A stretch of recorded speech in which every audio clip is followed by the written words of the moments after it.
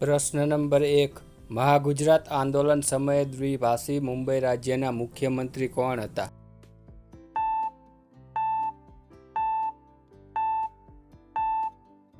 સાચો જવાબ સી. મોરારજીભાઈ દેસાઈ. પ્રશ્ન નંબર 2. મહાગુજરાત આંદોલનની શરૂઆત કયા વર્ષમાં થાય છે?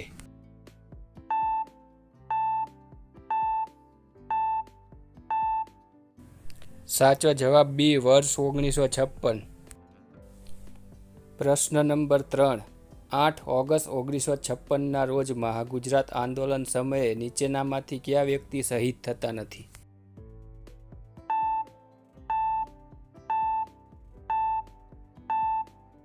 સાચો જવાબ ડી. મનહર ભટ્ટ.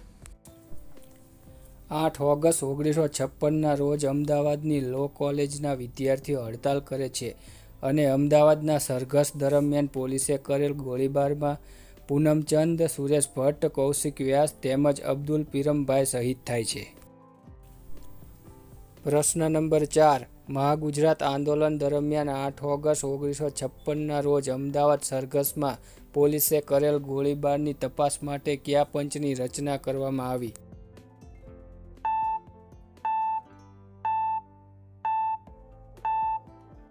સાચો જવાબ સી. વામનરાય ધોળકિયા પંચ. પ્રશ્ન નંબર 5. મહાગુજરાત સીમા સમિતિના અધ્યક્ષ કોણ હતા?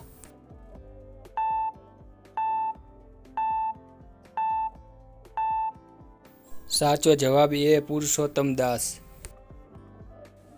પ્રશ્ન નંબર 6. મહાગુજરાત જનતા પરિષદની રચના કોણે કરી હતી?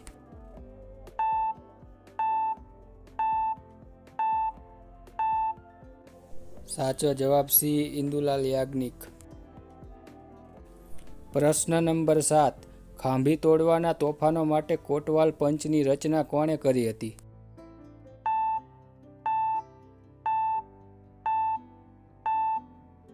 સાચો જવાબ ડી. યશવંતરાવ ચૌહાણ. પ્રશ્ન નંબર 8. ગુજરાતની સ્થાપના ક્યારે થઈ હતી?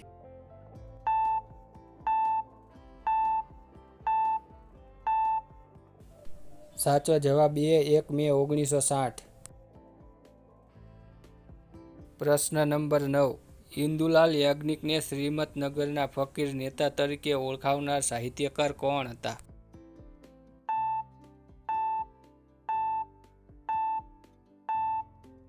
સાચો જવાબ સી. ઉમાશંકર જોશી. પ્રશ્ન નંબર 10. 1 મે 1960ના રોજ ગુજરાતનું ઉદ્ઘાટન કોના હસ્તે કરવામાં આવ્યું હતું?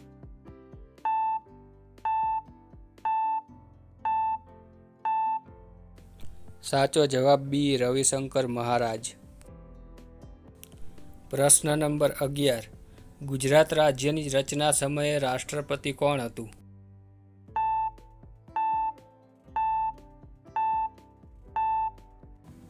સાચો જવાબ ડી. રાજેન્દ્ર પ્રસાદ. પ્રશ્ન નંબર 12. ગુજરાત રાજ્યની રચના સમયે વડાપ્રધાન કોણ હતું?